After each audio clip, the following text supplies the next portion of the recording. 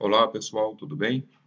Vamos então para a aula de sistema circulatório, tá bom? Essa parte é mais geral, a parte sistêmica, a parte geral de sistema circulatório. Depois, nós vamos estudar as particularidades da circulação da cabeça e pescoço, e da face principalmente, né? Num segundo momento, tá bom? Então, hoje, vamos se basear pelo livro do D'Angelo e Fatini, tá? No capítulo de sistema circulatório, tá bom? Vamos lá então, ó. Primeira coisa, né? Eu já comentei com vocês alguma coisa naquela live que nós fizemos, mas vamos lá, vamos retomar quais são as funções básicas do sistema circulatório. Lembrando que a função básica do sistema circulatório é de, o nome já diz, fazer circular, né, alguns elementos por ele.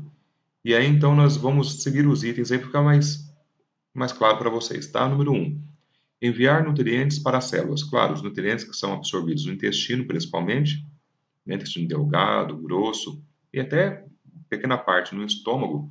Né? Você sabe que, por exemplo, o álcool, ele começa já a ser absorvido no estômago, né? Mas a maior parte dos nutrientes são absorvidos no intestino delgado e grosso, e aí atravessam a parede intestinal, caem no sistema circulatório e os nutrientes são levados até todas as células do organismo. Tranquilo, né? Número 2, permite a troca de gases respiratórios. Claro, né? O sangue, quando passa pelos pulmões, nos alvéolos pulmonares, e vocês já viram isso, já viram o processo da hematose, né? É ali, então, nos alvéolos pulmonares, os capilares sanguíneos deixam o CO2 que entra nos alvéolos pulmonares e o oxigênio que foi inspirado vai ser levado através dos alvéolos também para os capilares sanguíneos, tornando o sangue de venoso a arterial. Né? Então, da mesma forma que também o sangue coleta o CO2 das células do organismo para levar até os pulmões e depois leva o oxigênio que foi capturado nos pulmões para as células, né? Bom, item número 3. Participo da excreção. Como assim, professor? É o seguinte, moçada. Toda célula do nosso organismo gera amônia. Essa amônia, ela passa pelo fígado e é convertida em ureia. E aí, então, é excretada para é levada através da corrente sanguínea, né? É levada até os rins, onde essa ureia é filtrada, né? E vai ser eliminada do organismo quando nós urinamos. Então, quando a gente fala em excreção, a gente fala principalmente em ureia, né? Que é um produto da modificação da amônia. Agora, é claro que para tirar a amônia das células, levar ao fígado, tirar do fígado, levar para os rins, o sangue participa e o sistema circulatório como um todo. Distribuição dos hormônios para o corpo. Item número 4. Todos nós sabemos que os hormônios são substâncias produzidas nas glândulas endócrinas, né? E são levados para os seus órgãos-alvo ou células-alvo através da corrente sanguínea. Não é isso? O hormônio ele é feito em um lugar e atua em outro, é o processo da secreção. Bom, o item número 5, vamos lá. Participa do controle da temperatura corpórea. Óbvio, né? Nós temos órgãos no nosso corpo, como por exemplo o fígado, tem um metabolismo muito ativo e gera muito calor. E esse calor ele é distribuído para o organismo, né, desde a cabeça até os pés, mantendo uma certa uniformidade da temperatura em nosso corpo. Item número 6. Carrega os elementos de defesa do organismo. Sim, os anticorpos, os glóbulos brancos, né, estão circulando ali na corrente sanguínea. Isso é bem tranquilo. E 7. Serve como via de administração de remédios. Isso é uma função acrescentada pelo homem, né? Quando nós injetamos ali através de uma punção endovenosa, nós fazemos esse princípio ativo, essa substância ativa, entrar na corrente sanguínea, então é levada para todas as partes do corpo. Bom, vamos para frente. Tá aí uma imagem bonita, né? Uma animação muito bonita do coração. Nesse momento parece tudo meio estranho, porque vocês não viram as partes dele ainda, né? Mas notem que ele é basicamente o músculo que contrai. E se vocês olharem atentamente, vocês vão ver que as duas câmaras superiores e as duas inferiores, elas batem alternadamente, ou seja, quando os átrios se contraem, os ventrículos relaxam, e quando os ventrículos relaxam, os átrios se contraem. Tá? Vocês vão ver que o coração é uma bomba alternada, e essa bomba tem por função impulsionar o sangue para o organismo. Vamos lá então. Formato e localização. O formato do coração está aqui, o formato de cone, né, ó, com base superior e ápice inferior, né, ocupando aí basicamente 2/3, olha aqui, ó, 2/3 do lado esquerdo do peito, que é onde está a maior parte do ventrículo esquerdo aqui, do átrio esquerdo também, e 1/3 do lado, 1/3 do coração, basicamente do lado direito do peito, né? Vizinho aqui aos dois pulmões, grandes vasos também fazendo aqui vizinhança com o coração. Aqui embaixo o músculo diafragma, tá vendo só? Músculo diafragma, pulmão direito, pulmão esquerdo, né? Do cadáver, lembra? Direito e esquerdo do cadáver, né? Aqui numa vista lateral, a gente vê certinho, ó, aqui, olha que legal. Aqui é a coluna vertebral, né? Aqui é a artéria aorta, aqui é o esôfago, ó. Aqui vem o coração, na caixa torácica, na cavidade torácica. Aqui o osso externo, aquele osso externo com manúbrio, corpo e processo tifoide. E aqui o músculo diafragma. Então, o coração ele é um órgão amplo, né, que fica na cavidade torácica da caixa torácica, certo? Bom, aqui no cadáver, olha só, aqui o músculo diafragma, pulmão direito, pulmão esquerdo. Nota o pulmão esquerdo menor, porque o coração invade grande parte do seu território, né? E aqui o coração ocupa uma posição quase que central, mas se você observar, a maior parte dele está do lado esquerdo. Né? E tá, aqui está o ventrículo esquerdo, por isso que tem aquela música, né? Que amiga, coisa para se guardar do lado esquerdo do peito, porque a maior parte do coração realmente está do lado esquerdo. Aqui é a grande artéria aorta, aqui é a veia cava superior, estruturas importantes aqui, tá? Bom, vamos lá então. O coração ele tem 4 câmaras cardíacas, moçada, ou cavidades cardíacas. Um átrio direito, um ventrículo direito, o átrio esquerdo e o ventrículo esquerdo. Notem que os dois átrios eles não se juntam, eles não se misturam, porque na parede tem aqui no meio deles tem uma parede chamada septo interatrial. Os dois ventrículos também não se misturam, não se juntam, porque aqui tem um septo bem mais musculoso, né? Que é o septo interventricular. E entre os dois átrios e os dois ventrículos tem uma parede aqui que é interrompida, mas ela existe aqui, que é o septo átrio-ventricular. Então são 3 septos, né? Ó, o septo interatrial, separando os dois átrios, o septo interventricular, separando os dois ventrículos, e o septo átrio-ventricular, separando os átrios dos ventrículos. Né? Então, nota que nós possuímos o coração tetracavitário, né? Temos 4 cavidades no coração. 2 átrios menos musculosos, paredes mais delgadas, mais finas, e os 2 ventrículos de paredes mais musculosas, mais graúdas, né? Notem ainda que entre os 2 ventrículos, o ventrículo esquerdo é o mais musculoso, o ventrículo direito é um pouco menos musculoso. Por quê, professor? Porque o ventrículo direito vai ter a função de levar o sangue, vocês vão ver já já, o sangue venoso, o sangue rico em CO2, para os pulmões. Os pulmões estão aqui do lado, está pertinho, então ele pode ser um pouco mais fraco, né? Parede mais fina. Já o ventrículo esquerdo, mais musculoso, é por onde vai sair o sangue arterial ou arterioso rico em oxigênio, que vai sair pela artéria aorta aqui em cima, né? E essa cavidade que tem a obrigação, tem a função de, quando bombear, mandar o sangue para todo o organismo. Então, ela tem que ser mais forte, né? Obviamente que infartos, que é a morte do músculo cardíaco, quando acontece nos átrios, muitas vezes não são nem perceptíveis. E quando acontece nos ventrículos, claro que os de maior risco são aqueles que acometem o ventrículo esquerdo, né? Que é o que tem a obrigação de mandar mais sangue para o corpo. Bom, então vamos novamente aqui, ó. Átrio esquerdo, átrio direito, desculpe. Átrio esquerdo, ventrículo esquerdo. Já vimos septos, né? E é bom já se acostumando com a ideia de que são 3 camadas que formam o coração. A mais interna, que não dá para ver aqui porque ela é muito fina, é formada por apenas uma única camada de células, é o endocárdio. Já essa mais musculosa que aparece aqui é o miocárdio, o músculo cardíaco. E existe uma terceira camada mais externa que também não está representada aqui, que é o pericárdio, uma camada bem bonita que envolve o coração e é a sua terceira camada. Note também aqui que é uma região do coração onde chegam e saem muitos vasos sanguíneos, né? Essa região é chamada de base do coração, né? E note que aqui nós temos grandes vasos, veia cava superior, a veia cava inferior que vai desembocar aqui no átrio direito, também aqui em cima, né, ó, a artéria aórtica que sai do ventrículo esquerdo, o tronco pulmonar que sai do ventrículo direito e por aí vai, tá? As veias pulmonares que chegam no átrio esquerdo. Então veja que essa região onde chegam e saem os vasos sanguíneos do coração é a região da base do coração. A base é em cima, é superior. O ápice é embaixo. Tá? Notem que o coração ele tem várias válvulas. Isso não é válvula? Não. Válvula é quando é no singular. Notem essa aqui que está o mouse. Ó. Não tem três porções que formam essa estrutura? Ó. Uma, duas, três.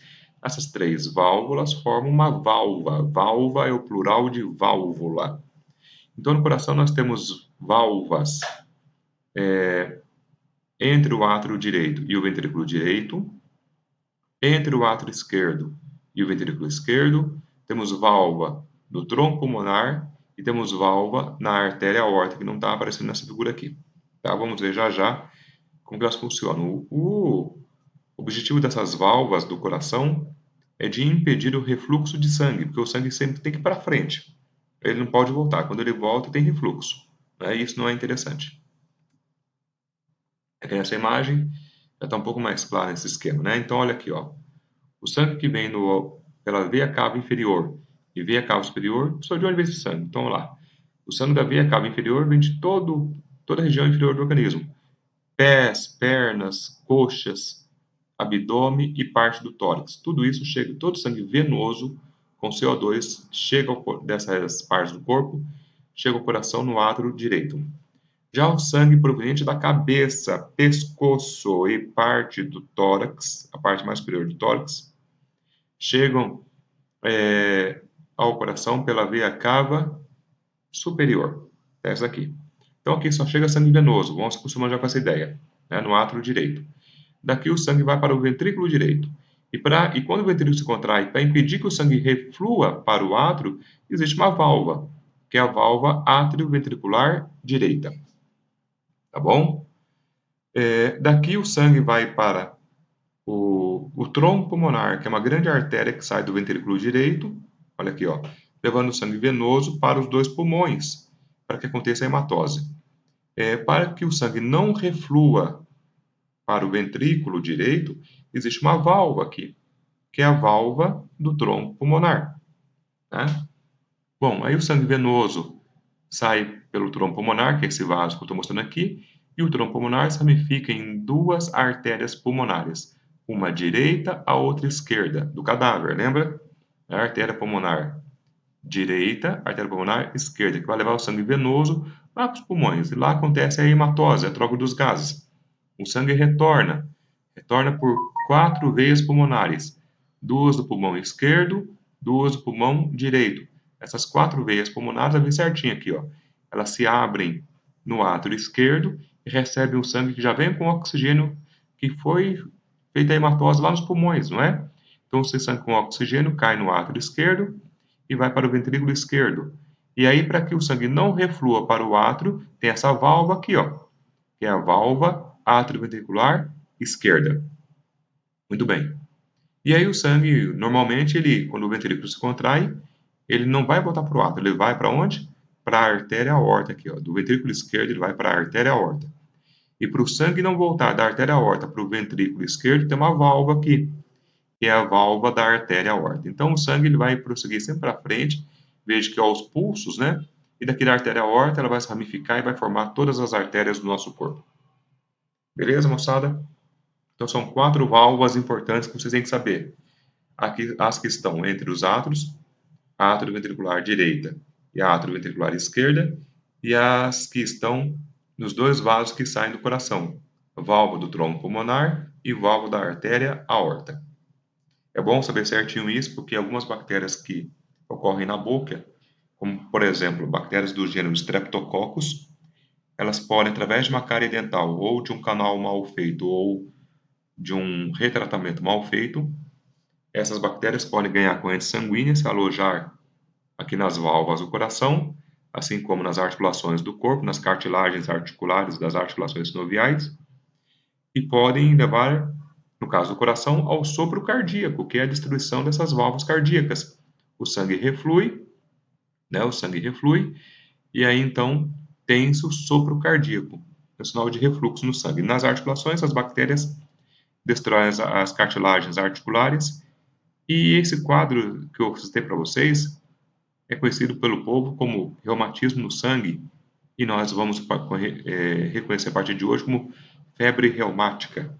Então vejo que a importância que um endodontista ou que um cirurgião dentista, não é que ele faz uma simples, né, restauração de um dente, quando ele tira uma cárie e põe lá uma resina, põe uma amálgama, olha o cuidado que ele tem que ter, visando que ele pode levar bactérias para a corrente sanguínea do paciente, e essas bactérias podem se instalar no coração, levando ao sopro cardíaco e, quem sabe, em casos mais graves, até depois a pessoa tem que fazer uma cirurgia para trocar essas válvulas, né? Olha a complexidade que atinge. Bom, essas válvulas, elas só se mantêm nesses lugares, né, e o coração mantém esse formato, porque ele tem um esqueleto. O coração tem um esqueleto, mas não é de osso, nem de cartilagem. É um esqueleto feito, né, feito de tecido conjuntivo fibroso, formando o que se chama de esqueleto fibroso do coração. Então, é onde está em azul aqui, né, ó, esse esqueleto fibroso, feito por tecido conjuntivo fibroso, que dá apoio, que dá base, que dá sustentação para que as válvulas cardíacas, ó que bonito aqui, ó, as válvulas cardíacas possam se inserir e trabalhar.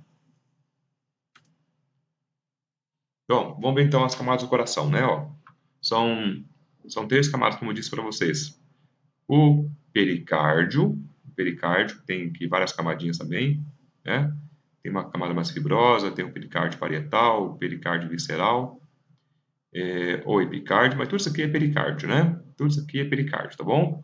Aí vem o miocárdio e o endocárdio mais interno, né? Vou tirar um pedaço do coração aqui para vocês enxergarem.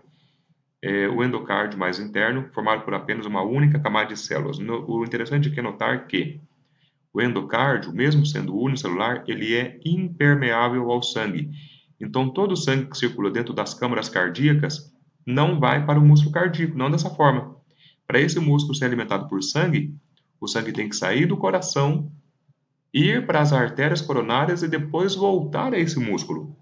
Então, veja que o coração, ele não se aproveita da grande quantidade de sangue que passa por ele, né? Nenhuma gota fica com ele. Ele se comporta como qualquer outro órgão, ou seja, ele simplesmente pulsa, joga o sangue para fora dele, e aí o sangue retorna a ele, como se fosse um órgão qualquer, mas nesse caso através das artérias coronárias. Claro que pela quantidade de pulsações que ele realiza, né? Ele também não é bobo, ele é o primeiro a pegar o sangue. É o primeiro órgão a pegar o sangue, né? Então, olha que bonitinho, dá para ver certinho aqui o miocárdio, e nessa parte mais branquinha, representando aqui o pericárdio. Bom, acabei de falar, né? Então, olha só. O sangue que está com oxigênio no ventrículo esquerdo, quando ele sai do coração, ele não sai pela artéria aorta, sai pela artéria aorta, que está aqui a artéria aorta, ó. E aí, então, os primeiros ramos da artéria aorta são as duas artérias coronárias, direita e esquerda, artéria do próprio coração. E essas artérias se ramificam profusamente, ou seja, invadem o músculo cardíaco e se ramificam por todo o músculo cardíaco, pelos ventrículos, pelos átrios, levando o sangue, então, rico em oxigênio para manter esse órgão que não para nunca de trabalhar, a não ser num infarto ou então na morte do cidadão. Olha que bonita essa imagem. Essa técnica aqui é o seguinte, moçada, pega um coração de um cadáver, injeta nele um plástico ainda na forma líquida, chamada neoprene, né? E aí espera esse plástico solidificar. Depois que ele solidifica, então ele invadiu todas aqui a coronária, olha que bonito, ó. Depois que esse plástico, né, ainda líquido, invadiu todas as artérias coronárias e os capilares sanguíneos do coração, olha quanto capilar tem aqui. Aí espera-se um pouco, aí pega esse coração, mergulha-se em ácido sulfúrico, aí a parte carnosa é toda desmanchada e resta só o esqueleto onde haviam as artérias ali, né? E aí, então, a gente tem uma imagem fidedigna de toda a vascularização do coração. Nesse caso aqui, no que se refere às artérias, né? Então, olha aí, o infarto do miocárdio é quando uma dessas artérias entope, né? Ó, aqui bonitinho a ilustração, né? Ó. Então, que está entupiu, o pretinho aqui, geralmente a nicotina causa lesões no endocárdio, que faz com que se acumule cálcio e cristais de colesterol, que vão entupindo as artérias. E aí, concorda comigo que o sangue que vinha aqui já não passa mais? Não passa. Então, tudo daqui para frente morre, né? Morre, porque o sangue não passa. Nesses casos, ou se coloca hoje em dia um stent, que é uma espécie de uma molinha dentro do coração, para desobstruir e mantê-la aberta, desculpa. Ou então, se faz igual aqui está se fazendo nessa animação, faça uma ponte de safena, vai lá na perna, pega a veia safena e desvia o fluxo, olha aqui, ó. Faz uma abertura na artéria aorta, passa por cima da lesão, a lesão não está aqui, ó. Olha o que ele vai fazer, ó. Ele vai pegar vai pôr uma safena aqui, quer ver, ó? Aí pôs uma aqui, né, ó. Vamos pegar essa aqui, ó. Então o sangue sai pela artéria aorta, cai na safena, passa pela lesão, mas continua levando sangue para o resto do coração, tá vendo só?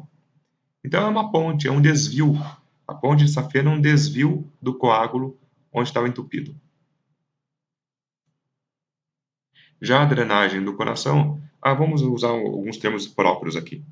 Quando a gente fala em irrigação sanguínea, é quando o sangue está indo para um órgão, está indo levando oxigênio, nutriente, a gente fala em irrigação, feito geralmente pelas artérias.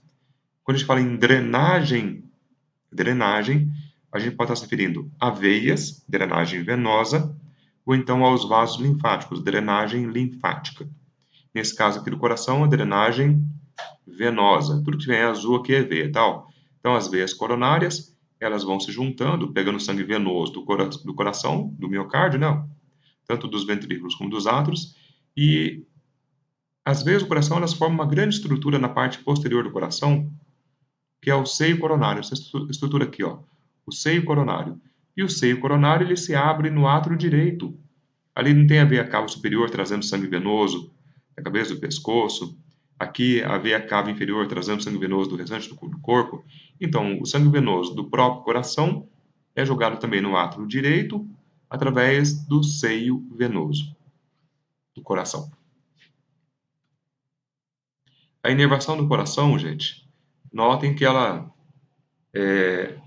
tem duas inervações. Vamos ver.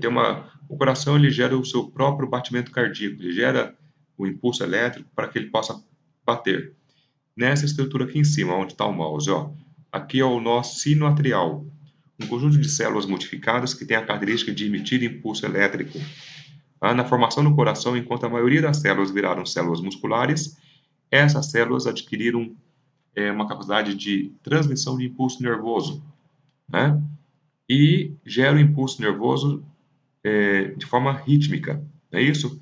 Esse impulso nervoso, através de nervos, se difunde para de nervos e das próprias células musculares.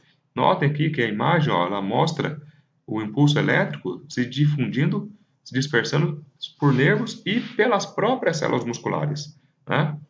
Muito bem.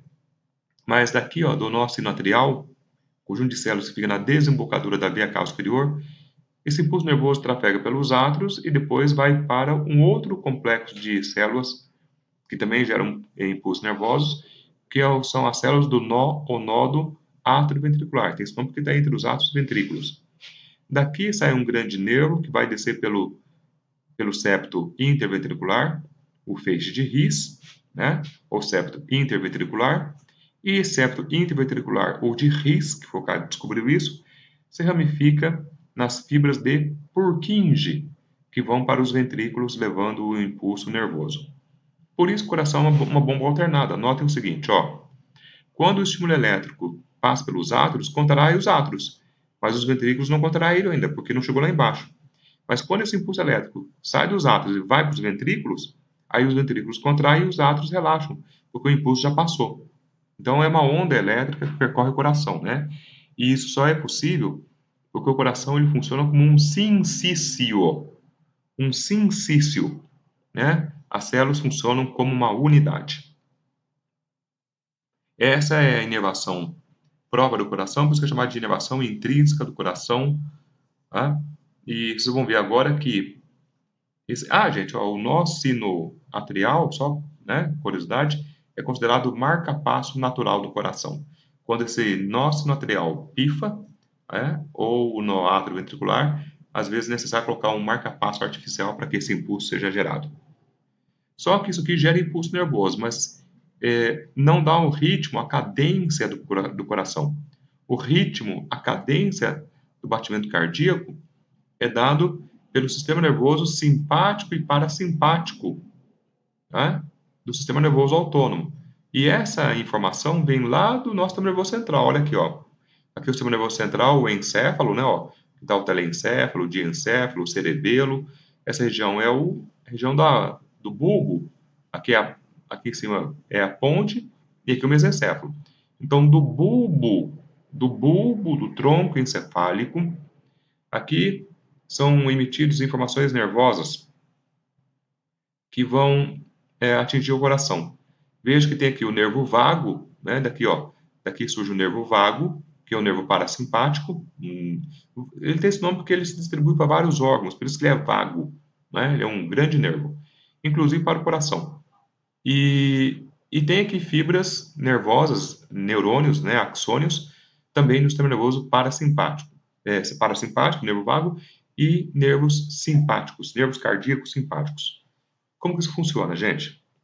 Quando a necessidade de oxigênio, nutrientes das células do nosso corpo,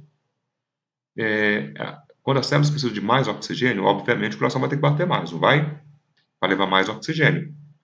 E quem manda o coração bater mais, acelerar o ritmo cardíaco, são os nervos simpáticos cardíacos, esse daqui, que vão atuar sobre o nosso sino atrial, fazendo com que ele aumente os batimentos cardíacos, acelere os batimentos cardíacos. Como que funciona isso? Esses nervos simpáticos liberam adrenalina sobre o músculo cardíaco, fazendo com que ele acelere. Já quando o músculo, então, aí causa taquicardia, o aumento dos batimentos cardíacos, né? Agora, quando o coração, quando está dormindo, por exemplo, você precisa de pouco oxigênio, quem predomina é o parasimpático, através do nervo vago, lançando sobre o músculo cardíaco o neurotransmissor chamado acetilcolina, que faz o papel inverso da adrenalina. A acetilcolina, ela causa redução dos batimentos cardíacos, causando bradicardia. E quando você está lá batendo na casa dos 110, 120, quando você está em atividade normal durante o dia, está estudando, está trabalhando, está andando, aí então há um equilíbrio entre os dois, né? Mantendo no casa dos 110, por aí, 100 batimentos por minuto, que a gente chama de normocardia. Né? Aqui tem um outro esqueminha mais simples, ó, mostrando que o bulbo, que é essa região aqui, né? E os nervos aqui, ó, parasimpático, nervo vago, e os nervos cardíacos simpáticos, jogando acetilcolina, o outro adrenalina, tá? Isso é importante, tá bom? Para quem nunca viu, olha aqui, ó, o telencéfalo, o diencéfalo, aqui fica o mesencéfalo, ponte e bulbo. É daqui, né, que parte a informação que vai mandar o coração bater mais rápido ou mais devagar. E aqui é o cerebelo, que controla os nossos movimentos, os nossos músculos, né? Nossa coordenação motora. Aqui a inervação do coração, não se prenda nesse desenho, porque ele é coisa de louco, né? Mas aqui é só para você ter ideia de como chega essa inervação no coração, tanto do simpático como do parasimpático. Bom, vamos aqui mais um pouquinho. Existe uma classificação chamada de pequena e grande circulação. O que é isso? Olha, vamos pegar aqui e começar pela pequena circulação. Todo sangue venoso, ó, aqui em azulzinho, ó, todo sangue venoso rico em CO2, que vem dos órgãos do nosso corpo, ele chega ao coração pela via cava inferior, via cava superior, e o sangue venoso do próprio coração chega pelo seio coronário, lembram? Esse sangue venoso é jogado no átrio direito, que bombeia o sangue para o ventrículo direito. Então aqui começa, ó, átrio direito. Aqui começa a pequena circulação, tá? Ó, sangue venoso chegou no átrio direito, vai para o ventrículo direito. Aí, do ventrículo direito, o sangue sai pelo tronco pulmonar, que é uma artéria que conduz sangue venoso, cuidado com isso, hein? é uma artéria que conduz sangue venoso. Já aproveitando, qual a definição de artéria e veia? Artéria é todo vaso sanguíneo que sai do coração. Veia é todo vaso sanguíneo que chega ao coração. Então aqui o sangue não está saindo do coração por esse vaso, então é artéria, está saindo é artéria. Mas que transporta sangue venoso, fazer o quê, né? É a exceção. Então o sangue sai por essa grande artéria chamada tronco arterial, né? E tronco pulmonar, desculpe, tronco pulmonar, que transporta sangue venoso, e esse tronco pulmonar se ramifica em artéria pulmonar direita e artéria pulmonar esquerda. Essas artérias também transportam sangue venoso. Cuidado, hein? Vamos pegar essa daqui, ó, o sangue venoso está indo lá para os pulmões, realiza a hematose, sai o CO2, entra o oxigênio, o sangue agora arterial volta ao coração, ó, aqui, ó, tá vindo por veias. Então, ó, veias que transportam sangue arterial. Aqui são as exceções quanto ao tipo de sangue que é transportado em artérias e veias. Cuidado, hein? Porque assim, moçada, geralmente as artérias do nosso corpo, igual a artéria carótida, a artéria ulnar, a artéria femoral, transportam o sangue arterial ou arterioso, com oxigênio. E as veias transportam sangue venoso, não é assim? Mas essas aqui que eu acabei de falar são as exceções, perceberam? Bom, e aí então as veias pulmonares, em número de 4, né, que no esquema não mostra, são em número de 4, 2 de cada pulmão, chegam ao átrio esquerdo. Então aqui acaba a pequena circulação, porque vai começar a grande circulação. Por que chama pequena circulação ou circulação pulmonar? Porque é coração, pulmões, coração. Coração, pulmões, coração. O trajeto é pequeno. Agora, do sangue arterial que chegou no átrio esquerdo, aqui começa agora a grande circulação, tá? Onde acaba pequeno, começa a grande. O sangue arterial que chega no átrio esquerdo, esse sangue é bombeado para o ventrículo esquerdo. Daqui sai pela artéria aorta e ela se ramifica, né? Formando todas as artérias do nosso corpo. Então, o sangue arterial com oxigênio vai para a cabeça, pescoço e vai para todos os órgãos do nosso corpo levar o oxigênio para as células que estão sedentas por oxigênio, né? E aí as células do organismo realizam a captura do oxigênio e liberam o CO2, não é isso? O sangue deixa de ser arterial e passa a ser venoso. E esses órgãos jogam na corrente sanguínea o sangue venoso. O sangue venoso agora vai retornar ao coração pelas veias cavas inferior, superior, pelo seio coronário. Quando o sangue venoso chega no átrio direito, acaba a grande circulação e começa a pequena, né? Então, é um ciclo, a gente separa didaticamente.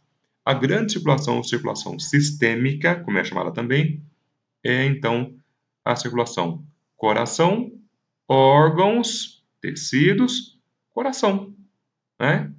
Tudo bem? Olha aqui um outro esqueminha mais bonitinho, ó. Vamos ver a pequena circulação. Coração, pulmão, coração. Coração, pulmão, coração. E a grande circulação, coração, órgãos, órgãos, coração. Olha que bonitinho o esqueminha. Tá? Então, notem sempre que onde começa uma circulação, termina a outra. Professor, tem que saber o trajeto do sangue? Tem. Igual eu falei no slide anterior, tem que saber o trajeto, tá bom? Olha aqui uma simplificação ó, que eu falei para vocês, ó, da pequena circulação. Coração, opa, vou voltar aqui. Coração, pulmões, coração, né, da pequena. E da grande circulação, coração, corpo, coração. Sangue. O sangue, em sua grande parte, né, veja que, ó, em sua grande parte é formado de plasma sanguíneo, que é a parte líquida do sangue, contém água, sais minerais, anticorpos, hormônios, né, algumas excretas também. E tem uma parte do sangue que é onde estão as células. Aqui as células e outros elementos, como as plaquetas, que não são células. Mas, por exemplo, glóbulos brancos, glóbulos vermelhos e plaquetas serão chamados de elementos figurados do sangue. Então, olha aqui, o que tem no plasma? Água, íons, proteínas, né, e um monte de substâncias transportadas. As células, os elementos figurados. As hemácias são os glóbulos vermelhos com formato bicôncavo, vermelhinhos, porque tem ferro e contém hemoglobina, e transportam oxigênio e CO2 no sangue, né? Os leucócitos. Aí tem os basófilos, eosinófilos, neutrófilos, linfócitos, monócitos, né? Vocês vão ver isso depois em histologia. mas são células que fazem ou fagocitose de bactérias e vírus, ou então produzem anticorpos, né, e lançam para neutralizar toxinas e micro-organismos. São células de defesa, isso que importa. E as plaquetas? Plaqueta não é célula. Plaqueta não é célula. Plaqueta é um fragmento celular, é fragmento de uma célula que tinha um núcleo gigante chamado megacariócito. Na sua formação, ela explode e forma as plaquetas. As plaquetas têm função de anticoagulante. Elas produzem vários fatores plaquetários, várias proteínas que são importantes no processo de coagulação, e também elas próprias se colocam como, imagina como telhas de um telhado que vão obliterar, que vão fechar um local onde está tendo uma hemorragia. Então, por isso chama plaqueta. Essas pequenas placas, né, que se colocam umas sobre as outras para tentar estancar a hemorragia. E além disso, ainda produzem várias proteínas que são fatores de coagulação, fator 1, 2, 3, 4, e assim por diante. Geralmente, quem tem hemofilia, né, tem deficiência no fator 4 de coagulação, por isso não consegue coagular o sangue, formar trombos, coágulos, né? Olha aqui uma imagem mais bonitinha para vocês observarem os elementos aí do sangue, né? Que eu já falei. Aqui, ó, 60% do plasma, né? Do sangue é plasma e os 40% aqui elementos figurados. Uma pessoa de mais ou menos 1,80 m, pesando 75, 80 quilos, tem em torno de 5 litros a 5 litros e meio de sangue. Aqui na odontologia é como que a gente usa isso, né? Uma das utilizações, né? Vocês sabem que vocês, como cirurgiões dentistas, vocês podem fazer punção venosa, vocês podem tirar sangue das pessoas. Podem, vocês são habilitados a isso, né? Então a gente pode tirar sangue de uma pessoa, aí numa centrífuga ali, tudo na hora ali com o paciente do lado, viu? A gente retira o sangue, faz uma venopunção, tira o sangue venoso aqui na região do braço, do cotovelo, né? Tiramos o sangue, já colocamos o sangue num tubo de ensaio, colocamos na centrífuga, centrifugamos, separamos os elementos figurados do plasma sanguíneo. E nessa separação, a gente consegue retirar o plasma rico em fibrina, que contém vários fatores de crescimento. Então, quando você tem que fazer um enxerto ósseo, né, quando você pega um paciente que recebeu tratamento oncológico, teve um câncer, e a gente tem que estimular a reparação óssea, né, porque a quimioterapia e a radioterapia muitas vezes afetam a vascularização do osso, e isso atrapalha bastante o cirurgião dentista quando tem que mexer com o osso, né? Pessoas que saíram de tratamento de osteoporose, ou seja, quando você quer acelerar uma formação óssea, uma neoformação óssea, quando você quer fazer um enxerto ósseo, é importante que você faça a aplicação de plasma rico em fibrina.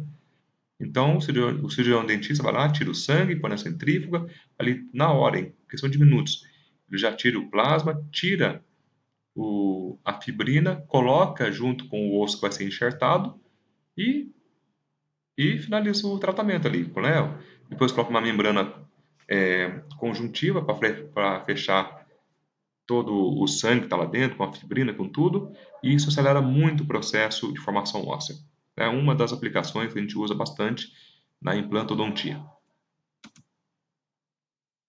Auxílio cardíaco é basicamente o seguinte, moçada.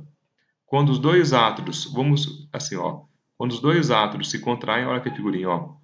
Os dois átrios se contraem e os dois ventrículos são relaxados para receber o sangue. E quando os dois ventrículos se contraem, aqui vermelhinho, os dois átrios estão relaxados para receber novo sangue venoso e novo sangue arterial. Então, o coração é uma bomba alternada, contrai os dois ventrículos ao mesmo tempo, enquanto os dois átrios estão relaxados. E contrai depois os dois ventrículos enquanto os átrios estão relaxados. Acho que eu falei certo, né? Deixa eu ver aqui. Contrai os dois átrios enquanto os ventrículos estão relaxados, e depois contrai os ventrículos enquanto os átrios estão relaxados. Então, o coração é uma bomba alternada. Aí, o movimento de contração do coração é sístole, o movimento de relaxamento é diástole. Então, quando nós falamos no ciclo cardíaco, funciona mais ou menos assim. O sangue, para que o sangue entre nos dois átrios, ele deve estar relaxado. Concorda comigo? Deve estar relaxados, né? Ó. Então, o sangue entra, o sangue venoso entra no átrio direito e o sangue arterial entra no átrio esquerdo. Então aqui a gente tem sístole, vai ter sístole atrial, que ele vai contrair, e os ventrículos são diástole ventricular. Então a gente tem aqui a sístole atrial e a diástole ventricular. Agora o processo inverso. A gente vai ter que mandar o sangue agora do ventrículo direito, não vai ter que ir para o tronco pulmonar e artérias pulmonares para sofrer hematose. E o sangue que está no ventrículo esquerdo não vai ter que ir para a artéria aorta, levando sangue com oxigênio para todas as células. Então agora acontece o contrário. Agora os ventrículos se contraem, sístole ventricular, e os dois contraem ao mesmo tempo, né, e ejeta o sangue. Enquanto isso, os átrios estão relaxados para receber o novo sangue. Então aqui os átrios estarão em diástole atrial. Então, é sempre assim: sístole atrial, diástole ventricular. Diástole ventricular, sístole atrial. É o ciclo cardíaco. Aí, só para fechar essa imagem, olha que imagem louca, né? Das artérias, capilares sanguíneos que nós temos no nosso corpo. Olha só na cabeça e pescoço. Loucura, né? Isso é de verdade, tá, gente? Aquela mesma técnica do neoprene. Vasos sanguíneos a gente deixa para a próxima aula, tá bom? Abraço, até mais.